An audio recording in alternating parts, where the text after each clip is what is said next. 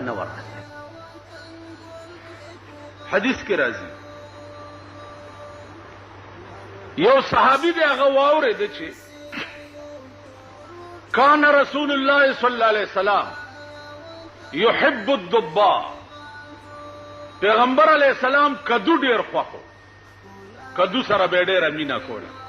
ا صحابي وي په خدای مې دې قسمی چې تر سو ژوندېم چاړو بل شی و نه خورم پیغمبر راوغوښتو چې الکتا عمل دی الله بنده وی والله که مې نور څه عمل نشته خاص صاحب خدا مې واورېدې چې ستا کدو ډېر خوښ دی